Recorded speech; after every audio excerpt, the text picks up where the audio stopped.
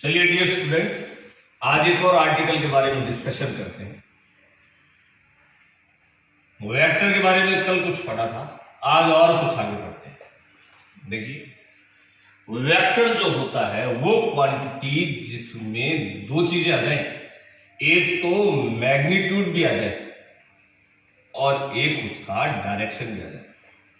Generally ये बोला जाता है कि द मैग्नीट्यूड और डायरेक्शन दोनों आ जाए तो क्वांटिटी वेक्टर हो जाती है, पर ऐसा नहीं है। आगे पढ़ के देखेंगे। आगे हम देखेंगे कि क्वांटिटी जैसे करंट है, करंट के पास मैग्नीट्यूड भी होता है और डायरेक्शन भी होती है, फिर भी उसको वेक्टर कंसीडर नहीं किया जाता। क्यों? क्योंकि वो क्वांटिटी वेक्टर कंसीडर की जाएगी जिसके पास मैग्नीट्यूड हो, डायरेक्शन हो, एज वेल एज उसके पास वेक्टर्स लॉ भी फॉलो होना चाहिए। अब क्या होते हैं वेक्टर्स लॉ? वेक्टर्स लॉ याद कीजिए, जो मैंने कल आपको बताए थे कि 3 और 4 हमेशा 7 नहीं होते, 3 और 4 5 भी हो सकते हैं, 3 और 4 1 भी हो सकते हैं, 3 और 4 उनके डायरेक्शन में डिपेंड करेंगे। पर करंट जो है वो आप 3 एम्पियर भेज दो कहीं और 4 एम्पियर भेज दो, एंगल कुछ भी हो, ये हमेशा 7 एम्पियर बनेगी। इसका मतलब ये 3 और 4 हमेशा 7 देगी। इसलिए करंट जो है डायरेक्शन होते हुए भी स्केलर क्वांटिटी है।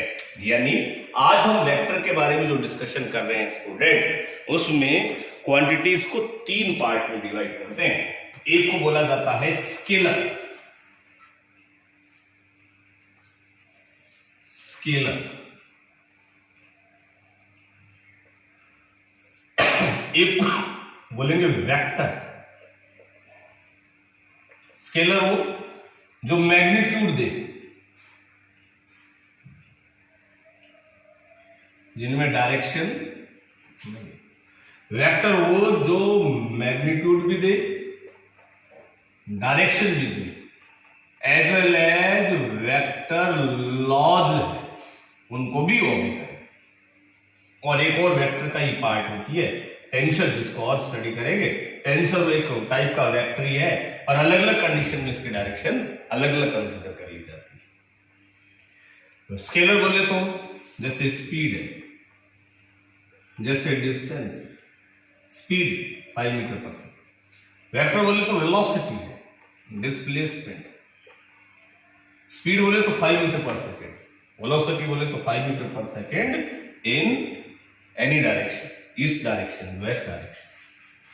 चलिए, अब वेक्टर का रिप्रेजेंटेशन कैसे करते हैं वो भी देख लेते हैं। देखिएगा सर, वेक्टर को एक एरो से रिप्रेजेंट करते हैं। तो इसको बोलते हैं टेल और इसको बोलते हैं हेड। ओके गाइस, टेल से लेके हेड तक की लेंथ जो है वो इसका मैग्नीट्यूड बताती है, मैग्नीट्यूड। और टेल टू हेड चले तो इसकी डायरेक्शन पता चल जाएगी।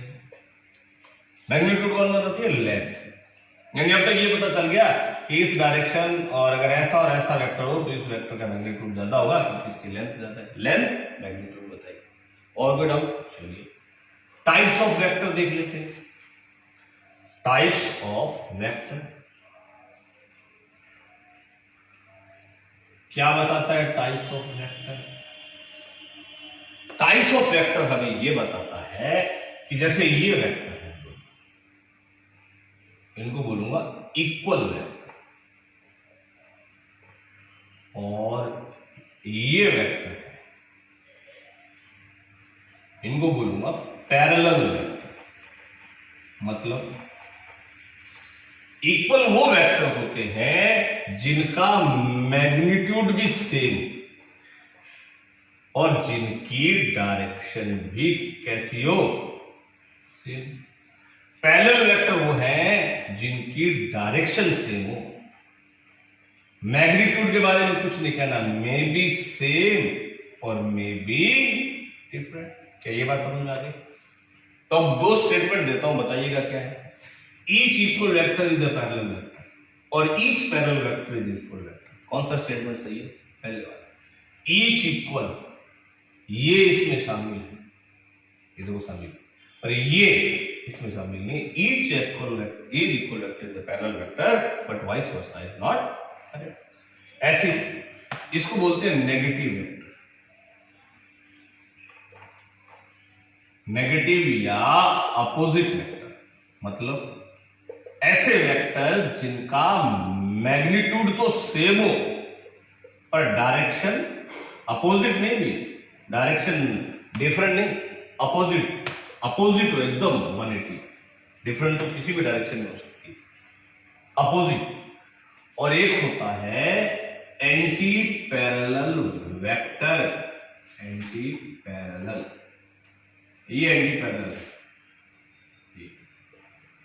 यानी डायरेक्शन तो बिल्कुल अपोजिट और मैग्नीट्यूड वो भी वही, मे बी सेम और मे बी वही बन जाएगा। Every negative vector is anti parallel vector, but every anti parallel vector is not a negative vector, यानी नेगेटिव वेक्टर है वो तो एंटी पैरेलल होता है, पर इसका वाइस वर्सा करेक्ट नहीं है। क्या ये बात आपको समझ में आ गई क्या? क्योंकि आगे चलते हैं देखिएगा सर, अब मैं न्यूमेरिकल्स में आपको मैग्नीट्यूड निकालना सिखाता हूं वेक्टर का। कैसे देखते जाइए।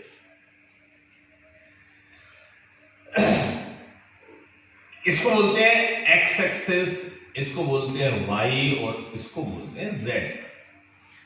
एक्स एक्सिस और वाई एक्सिस को रिप्रेजेंट करने वाला तो इसको बोलते हैं आई कैप, इसको बोलते हैं जे कैप और इसको बोलते हैं के कैप। ये यूनिट वेक्टर है, यूनिट वेक्टर क्या बोला जाता है? जैसे कोई पूछे कि एक्स एक्सिस की डायरेक्शन में यूनिट वेक्टर कौन है तो आप बोलेंगे आई कैप, वाई एक्सिस की डायरेक्शन में यूनिट वेक्टर कौन है? जे कैप, जेड एक्सिस की डायरेक्शन में यूनिट वेक्टर कौन है? के कैप। देखिए मान लीजिए मेरे से कोई पूछे कि वेक्टर ए है, इसको एरो लगा के डिनोट किया जाता है, इसको बोलते हैं वेक्टर ए, तो इसको लिखा जाएगा एरो लगा के ए, 3 आई कैप। तो इसमें मैग्नीट्यूड तो हो गया ये न्यूमेरिक नंबर और डायरेक्शन हो गई आई कैप। आई कैप यानी कौन सी डायरेक्शन है? एक्स। ऐसी अगर कोई बोलते हैं वेक्टर पी है 4 के कैप, तो इसका मैग्नीट्यूड तो हो जाएगा 4 और डायरेक्शन हो जाएगी जेड। के किसमें? कोई डाउट? ओके, जैसे कोई वेक्टर बोले सी -2 जे के, तो मैग्नीट्यूड तो हो जाएगा 2, मैग्नीट्यूड कभी माइनस नहीं होता, मैग्नीट्यूड को आप यूं भी लिख सकते हैं सिंपल सी लगा, या फिर इसको यूं भी लिखा जा सकता है मॉड्यूलस लगा, यानी इसके ऊपर से एरो हटा दो तो ये मैग्नीट्यूड की जगह आप सीधा यूं भी लिख सकते हैं, या इसके ऊपर मैग्नीट्यूड या मॉड्यूलस भी लगा सकते हैं। और इसकी डायरेक्शन जे होता तो वाई, माइनस दे तो माइनस पर डालें। क्या ये बात समझ में आ गई? ओके चलिए, अब हमसे क्या पूछता है वो भी देख लीजिए। देखिए वेक्टर ए दे रखा है 3 आई कैप प्लस 4 जे कैप और इसका मैग्नीट्यूड पूछा है। तो देखिए मैग्नीट्यूड का प्रूफ तो बाद में दूंगा, पहले मैं ट्रिक बता देता हूं कैसे निकालनी। अगर सिर्फ इतना ही होता तो मैग्नीट्यूड 3 होता, इतना ही होता तो मैग्नीट्यूड 4 होता। अब कैसे करेंगे? अगर ऐसा आ जाए कि आई जे के कई सारे आ जाए तो फिर आई के कॉफिशिएंट का स्क्वायर कर दो, जे के कॉफिशिएंट का स्क्वायर कर दो, के होता तो उसके भी कॉफिशिएंट का स्क्वायर कर देते, प्लस करके अंदर रूट ले लेते, तो कितना आ जाएगा? क्या ये समझ में आ गया क्या? चलिए आगे देखते हैं। जैसे वेक्टर पी बोले आई कैप -2 जे कैप प्लस 2 के कैप, इसका मैग्नीट्यूड पूछे तो 1 का स्क्वायर, जे का कॉफिशिएंट क्या है, के का कॉफिशिएंट क्या है, ये आ जाएगा। क्या मैग्नीट्यूड निकालना सीखिए क्या? कोई डाउट? चलिए और देख लेते हैं।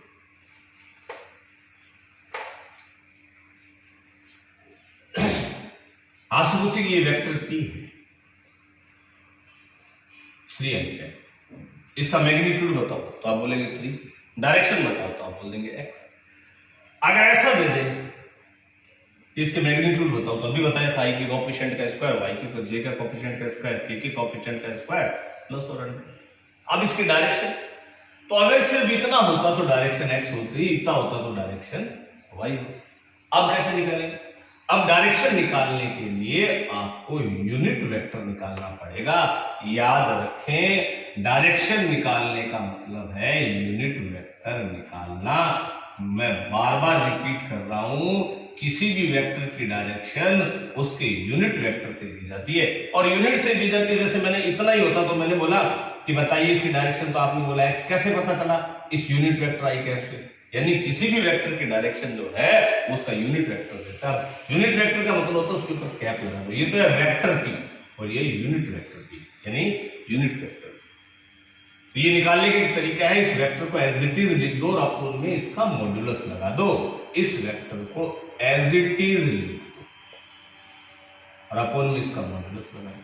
क्या ये बात समझ में आ गई? क्या मॉड्यूलस निकालना आया था 3 का स्क्वायर प्लस 4 का स्क्वायर, यानी पी कैप जो आएगा ये 5 इसके अपोन में लिख दिया और इसके भी अपोन में लिख दिया। इसकी डायरेक्शन, यानी इसकी डायरेक्शन लैंग्वेज में नहीं आई, ऐसे आई कैप जे कैप नहीं आई। कोई डाउट? जैसे हमसे पूछे ये वेक्टर ए है, आई कैप प्लस 2 जे कैप माइनस 2 के कैप, इसकी डायरेक्शन बताना। तो मैं बोलूंगा कि डायरेक्शन के लिए मैं ए कैप के लिए वेक्टर ए अपॉन इसका मैग्नीट्यूड, यानी आई कैप प्लस 2 जे कैप माइनस 2 के कैप, और इसका मैग्नीट्यूड कितना हो जाएगा? 1 का स्क्वायर प्लस 2 का स्क्वायर प्लस माइनस 2 का स्क्वायर, 4 4 8 और 1 9 का नोट लेंगे तो ये आ जाएगा 1/3 आई कैप प्लस 2/3 जे कैप माइनस 2/3 के कैप। ये इसकी डायरेक्शन आ गई। कोई डाउट? चलिए और कैसे क्वेश्चन पूछता है कॉम्पिटिशन में, वो भी देख लेते हैं।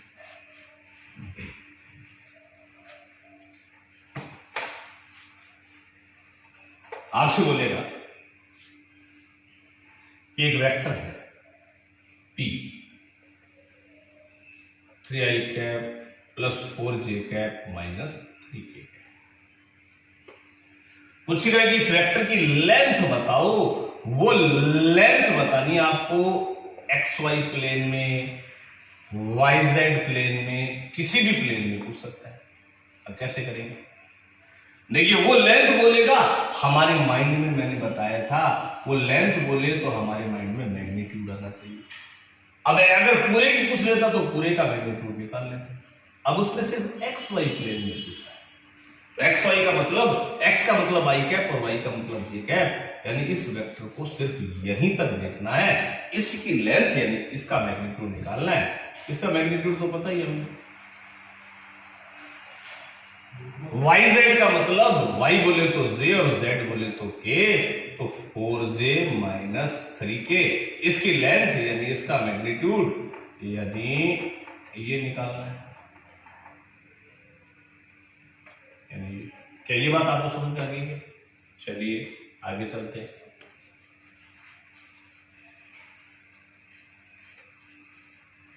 आपसे पूछेगा कि एक वेक्टर P है 2i कैप माइनस जे कैप प्लस 3 कैप, इसमें क्या ऐड करें?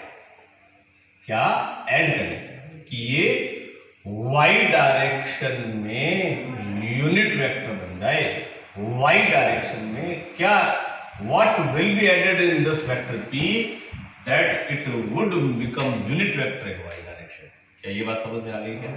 चलिए तो कैसे करें? तो y डायरेक्शन में यूनिट वेक्टर, ये तो यही हो गया कि 3 में क्या ऐड करें कि 7 हो जाए। कितना आएगा?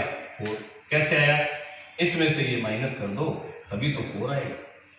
तो ये पूछ रहा है कि इसमें क्या ऐड करें कि y डायरेक्शन में यूनिट वेक्टर क्या होता है? ये होता है। बस फिर 3 में क्या ऐड करेंगे? 7 होता है। 7 माइनस 3, इस j में से इसको माइनस कर देते हैं तो ये आ जाएगा j cap minus 2i cap plus j cap plus 3k cap. तो ये बन जाएगा माइनस का 2i कैप प्लस का 2j कैप और प्लस का 3k कैप। क्या ये बात समझ में आ गई क्या? कोई डाउट? चलिए आगे और देखते हैं। यानी आज आप वेक्टर के बारे में उसका मैग्नीट्यूड, उसकी डायरेक्शन निकालना आप सारा समझ गए क्या? ये बात आपको समझ में आ गई क्या? चलिए, आपसे बोलेगा कि वेक्टर P है I plus Q, vector Q है J plus K, vector R है K प्लस I। आपसे पूछेगा vector P plus Q minus R की लेंथ और मैग्नीट्यूड बताओ। तो वेक्टर P की लेंथ पूछी है क्या? Q की पूछी है क्या? R की नहीं। P plus Q minus R पहले इसको बनाएं। P plus Q minus R ऐसे करेंगे, P में प्लस का Q करेंगे और R को माइनस।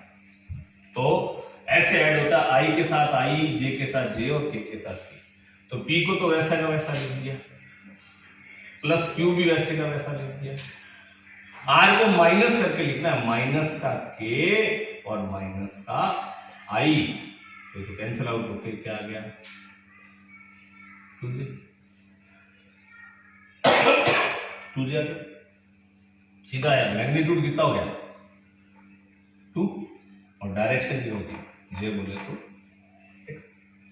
ऐसे इसी क्वेश्चन में पूछे कि P plus 2Q minus K plus K की डायरेक्शन और लेंथ बताओ। तो पहले निकाल लेते हैं। P को एज इट इज लिख दो, I प्लस Q को डबल करके लिखो, 2J प्लस ओके, और K को सॉरी R को वैसे का वैसा लिखना है, K plus I, K plus I। तो ये बन गया 2I cap plus 3J cap plus इसका मैग्नीट्यूड, लेंथ यानी मैग्नीट्यूड। मैग्नीट्यूड कैसे निकालेंगे? 2 का स्क्वायर प्लस 3 का स्क्वायर प्लस 3 का स्क्वायर अंडर रूट 20।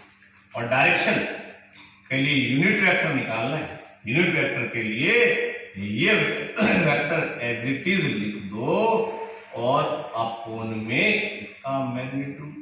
इस टाइप से क्वेश्चन को करें, ठीक है गाइस। तो चलिए वेक्टर के बारे में और एनालिसिस अपन नेक्स्ट लेक्चर में करेंगे। Thank you.